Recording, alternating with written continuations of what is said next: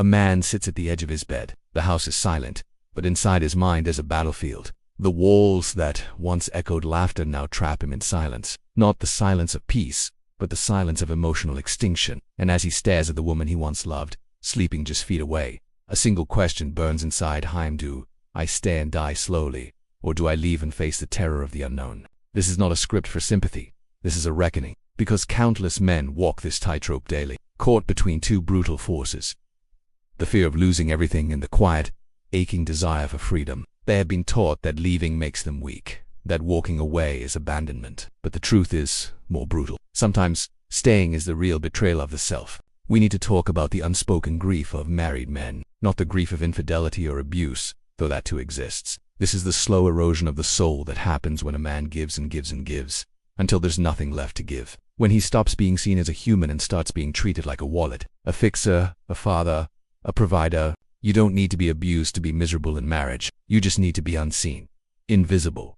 A man whose emotional life has become irrelevant, his dreams now deferred, his voice now minimized, his suffering now mocked or ignored. Men are told they have it all if they have a house, a wife, and kids, but no one tells them that having it all can still feel like having nothing at all when you are spiritually starving. Here's the secret society no one speaks of.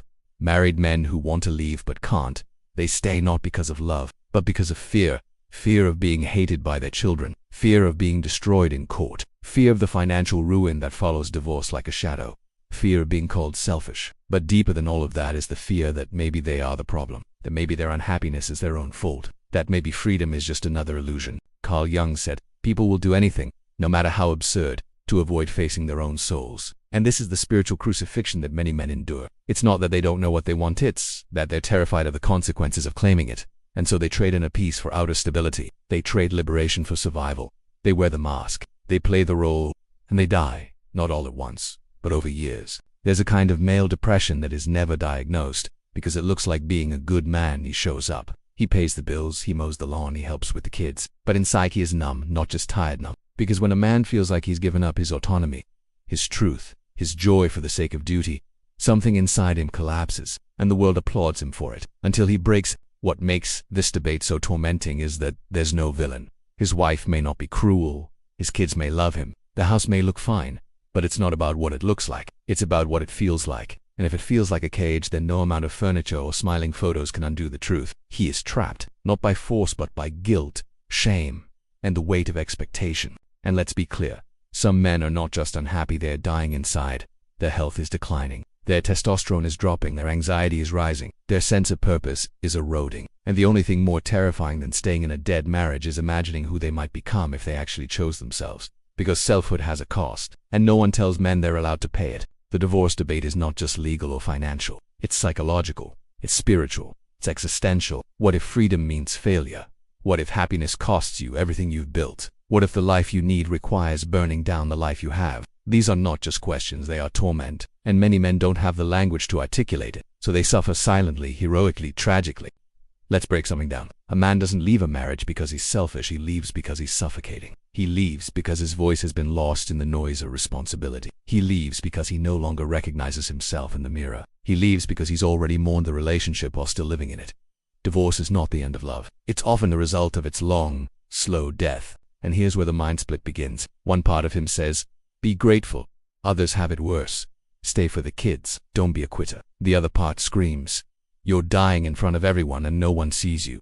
Leave before you disappear. It's not just a debate, it's psychological warfare. Between duty and desire. Between fear and freedom. But here's the truth. The man who dares to leave doesn't always walk into paradise. He often walks into pain, isolation, and judgment. But he also walks into honesty, into authenticity, into the raw reality of who he truly is without the script of husband, father, provider. He meets himself again not as an idea, but as a being. And that meeting, though terrifying, is sacred. Freedom is not happiness. It's clarity. It's the willingness to live without guarantees. It's the courage to stop lying to yourself. Most men don't need perfect marriages, they just need honest ones, where they can be seen, heard, respected, and desired. But when those things die, staying becomes a form of spiritual suicide. This is not a call for all men to leave their marriages. It's a call for men to stop abandoning themselves. Whether you stay or go, the real question is, are you free inside? Or are you performing for peace? Because fake peace costs more than real conflict. and many men are bleeding internally while smiling for the family photo. Let's talk numbers. Suicide rates among divorced men skyrocket. Depression among married men in dead relationships is epidemic. And yet, the culture says, man up. But how do you man up when being a man has become synonymous with such? We need a new language, a new path, one where men are allowed to choose themselves without shame. Here's what most men fear: that leaving will make them unlovable, that they will lose not just their family, but their identity. And in many ways, they're right, because most of their identity has been built around service, around giving, around being needed. And when that ends, there's a terrifying void. But that void is also the birthplace of a new self, a self not defined by sacrifice, but by sovereignty. There's a difference between endurance and enslavement, and far too many men confuse the two. They think staying through misery is noble, but sometimes it's just self-betrayal dressed up as duty. Jung said that the greatest burden a child must bear is the unlived life of the parent, and many men are handing their children a blueprint of quiet misery and calling it masculinity. The debate will never be easy. There is no clean answer, but there is a question every man must ask. If my son lived the life I'm living now, would I be proud? If the answer is no, then you already know what needs to change, and it starts not with divorce, but with truth. Truth about your pain, your needs, your desires, your right to exist beyond the role. You don't have to hate her to outgrow her. You don't have to be angry to want freedom. Sometimes, the greatest act of love is letting go so both of you can stop pretending. Marriage should not be a sentence.